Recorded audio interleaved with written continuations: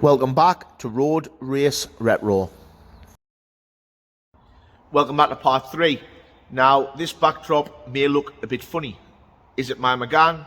Definitely not, because it's the wrong way up. So I'll just form into character here, and I'll film through the back of this lump of corruption. So bear with me, I'll get into place. 2 seconds.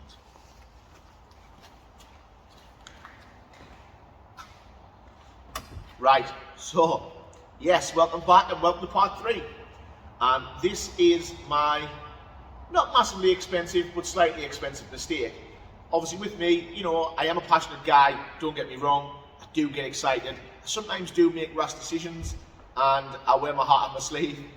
And this was a little bit of a mistake, but I had good intentions. Now, this backdrop may look very weird, and so it should. This is the back half of a yellow Megane RS250 shell. So when the car came, obviously when you look at the back, if you look back to part 1, the back of the car was absolutely mangled, and I was honestly worried. I thought, are we going to be able to fix this? Is it too bad? Now, when I put the part 1 up, a YouTube follower had messaged me, I think it was on Facebook, and said, listen, I think that can probably help you out there. That back half of the car looks really bad. He says, I'm a rental breaker. We do split a lot of Megane RS250s. We've got a category B license, and we buy them when they're damaged and burnt out and stuff. So I had a bit of a chat with him anyway, and it transpires that he'd gotten a Cat B Megane in yellow that was fire damaged. It basically had an engine fire, some wiring fault, and it burnt the front half of the car out, including the full engine bay. It smashed the screen, obviously through the heat, and obviously burnt the dash and everything, but the back half of the shell was 100% intact and was very clean. So as you can imagine, me panicking looking at the back of my Megane that we're fixing now, I thought, is this car going to need quarters? Is it going to need a back panel? And it just made a lot of sense to me at the time to buy the back half of the shell from the guy. So I actually paid £400 for the bare back half of the shell, thinking that we may need to unpick the quarters and put a back panel in. Anyway, this obviously seen here is ironic, because what I'm actually speaking to you through is the only part that I needed. So the painters obviously did a great job. As you saw from the previous video, they've worked very, very fast, and they managed to fix that shell no problem at all. A little bit of heat, bit of pulling here and there, and it came straight, and everything's great now. Obviously at the time I didn't know that. So I obviously feed the worst, hence why I got the back half of the shell, and the only bit that I needed was this bit. This is the plastic boot tray, if you like, part of the chassis at the back. It's quite a rigid plastic tray, and it literally bolts in. There's no metal floor with these 250 Meganes, it's just that plastic tray that the spare wheel sits in. So yeah, we didn't need any of this, but I thought we were going to need it. So I've now got a shell here. Obviously I need to, well, it's probably no good. I'm not going to sell it, and I'm probably just going to have to scrap the shell. But you know, like I said, I did have good intentions. I'll show you obviously the extent of what I actually bought. This is how committed I was to the project, trying to get this car 100%. Like I said, it turns out I don't need it, but I wasn't to know that at the time. So a little bit of a mistake on my half. I hold my hands up. I'll show you the back half of the shell. 2 seconds, I'll come and pick the phone up, and I'll spin it around.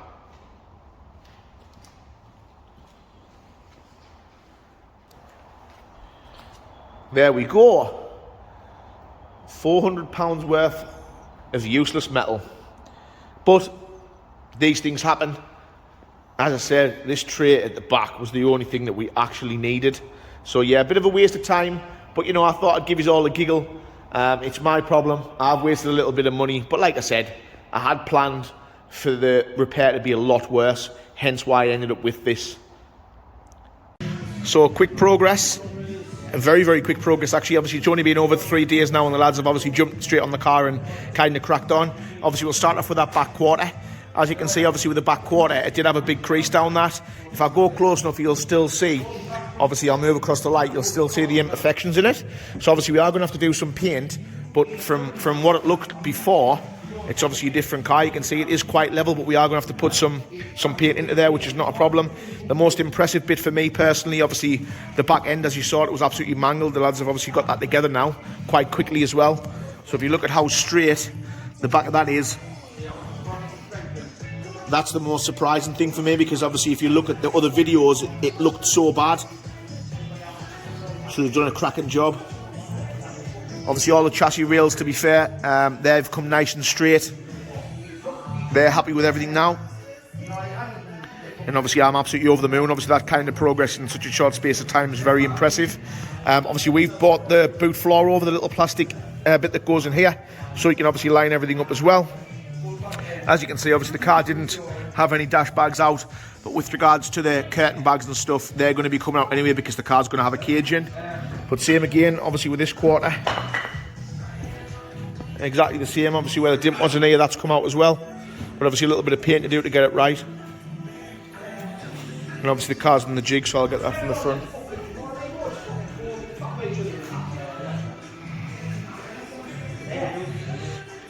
Obviously the wing, that wing is still the old wing, which is obviously dented and pushed up. We have got a replacement wing, so I think we'll obviously put that on there. Obviously we've got the new bonnet on with the vents, which I've added as well. Obviously just help with cooling. But yeah, it is looking so good now. Obviously bits that we've had to get today. We've got obviously the boot floor to go in. New front panel and the headlight brackets. The headlight brackets are the plastic ones, if I find one. The headlight brackets basically slide into here, but these are all smashed, so we've got to replace them for them. But yeah, I'm absolutely over the moon. A couple of days progress, it already looks a different car.